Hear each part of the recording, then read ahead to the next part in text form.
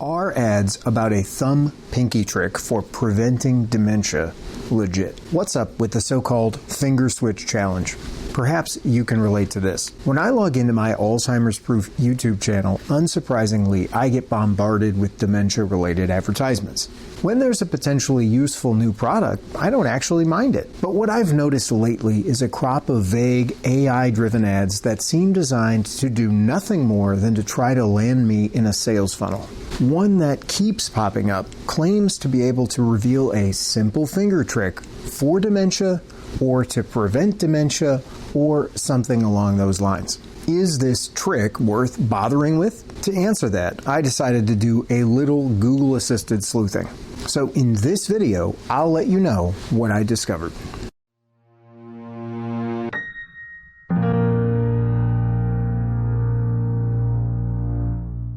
Let me cut to the proverbial chase, as it were. Like most similarly structured ads, the one that I've seen repeatedly feels pretty spammy. It's the sort that tries to get you to watch a free presentation that's long on promises and short on details. And of course, it builds to a sales pitch, usually augmented by an ominous countdown running conspicuously somewhere along the top. In other words, it's the sort of time-wasting exercise that I'd prefer to pass on. So there you have it. That said, there do appear to be various brain-boosting or focus-enhancing activities that involve the fingers and the hands. And I, for one, have no interest in arguing that those have no value. In the past, I've gotten into similar techniques. But number one, you can usually pull up this kind of information for free with a few carefully worded queries in your favorite search engine. In other words, there's no real need to subject yourself to an Agora Incorporated style presentation whose main purpose is engagement. Number two, and more importantly from my standpoint, if you're interested in the particulars of at least one such brain exercise, I'll give it to you right now.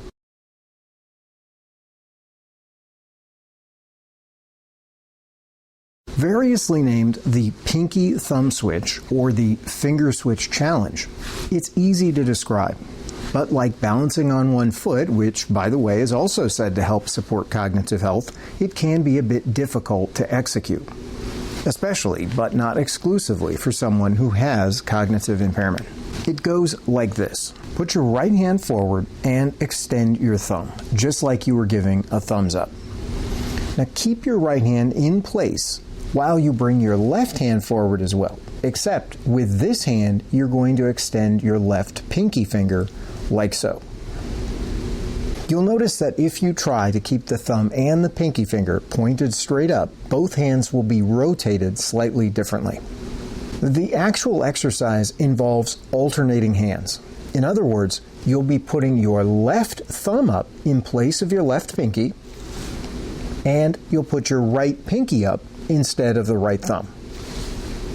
I'll do that again, and of course you'll turn both hands a little bit as you do so. So it goes from this orientation to this orientation. It's probably much easier to copy my posture than to try to decipher the description. So if you're just listening to the audio of this recording, you might find it helpful to at least consult the video for the initial setup.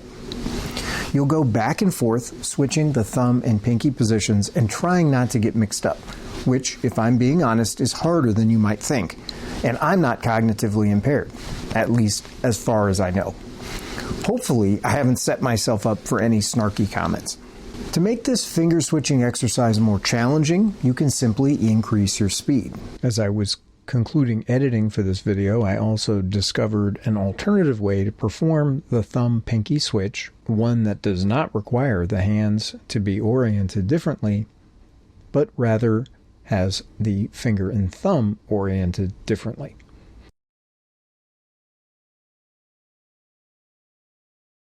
A little digging suggests that this thumb-pinky exercise may do a couple things for you.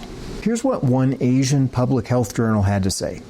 Referring to the thumb-pinky switch, or something very close to it, as the one brain, two hands game, we read, quote, "This and similar games engaged cognitive flexibility, inhibitory control, and task switching as well as hand coordination. And these activities improve selective attention and sustained attention by requiring participants to follow precise instructions and coordinate their movements effectively.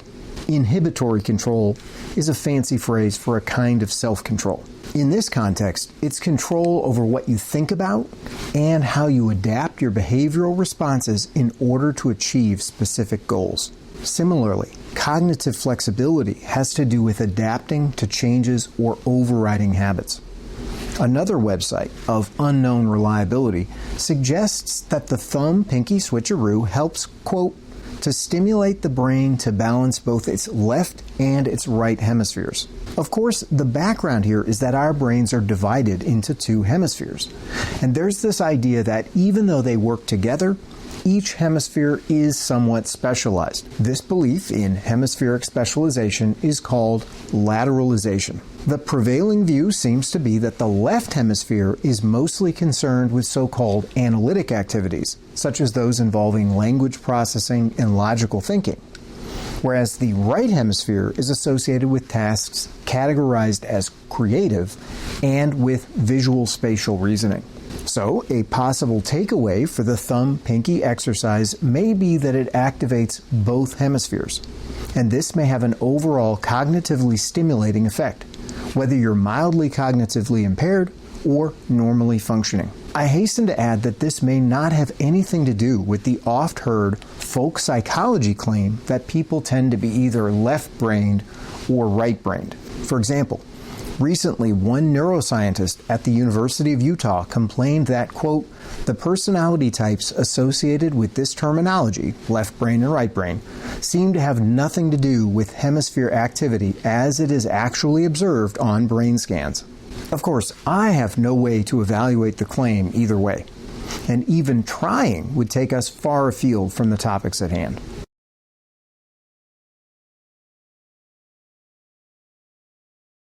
Honestly, I find the thumb-pinky switch is embarrassingly difficult to demonstrate. I can start off all right, but trying to keep it up is more than a bit confusing. Granted, I haven't really incorporated it into my own brain-boosting regimen yet. The point is, it's quite likely that someone with impairment already underway will have an even tougher time with this exercise, possibly to the point of being unable to grasp even what they're supposed to do. Presumably, this is why a lot of the scattered references that I've run across associate the exercise with and recommend it for mild cognitive impairment rather than full-blown dementia. You or your loved one's therapist will have to evaluate the appropriateness and feasibility of something like the thumb-pinky switch for your family situation. And part of that assessment will probably be to weigh the modest potential benefits of the exercise against the possibility that trying to understand the instructions or perform the actions might cause agitation.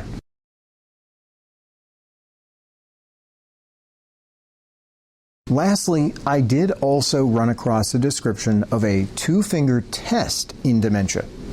Supposedly, this involves an examiner performing a hand gesture, typically interlocking fingers in a specific pattern, and then asking the patient to replicate that hand gesture. This seemingly straightforward task is a cognitive exercise that tests motor skills, memory, and the ability to follow visual cues and instructions. It offers early insights into cognitive impairment that could be indicative of dementia. Of course, this is presented as a test for cognitive impairment, but my thought is that you might be able to adapt it into an exercise. As before, the major caveat here is psychological. If your afflicted loved one becomes anxious or distressed, either because he or she cannot understand your instructions or because they are unable to mimic your posture, then it may be counterproductive. It's always recommended that you consult your loved one's healthcare providers before beginning any exercises, and finger exercises, as simple as they may seem, should probably not be an exception. After all, nothing is simple when it comes to Alzheimer's disease. Additionally, use your common sense and be willing to discontinue any activities that seem to cause more problems than they address.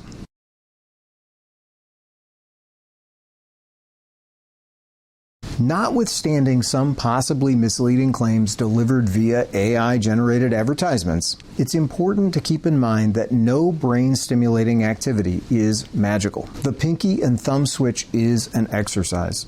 It certainly cannot stop Alzheimer's in its tracks, not least because, according to prevailing wisdom, dementia is, unfortunately, irreversible.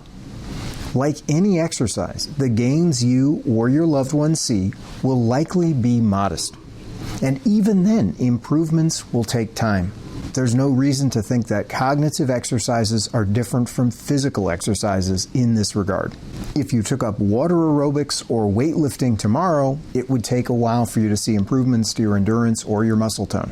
Unfortunately, the time factor works against us when a cognitive impairment like Alzheimer's disease is already in full swing. Because as you're exercising the brain, more and more neurons are probably developing the plaques and tangles that are characteristic of the disease. So, finger and other mental exercises are probably best thought of as falling on the preventive side of things. They're best done before one has dementia. Still, you play the hand that you're dealt. Additionally, like any exercise regimen, consistency is key. It bears repeating that I had had no prior experience with the thumb-pinky switch before researching it for this video, and as I admitted, I found it challenging.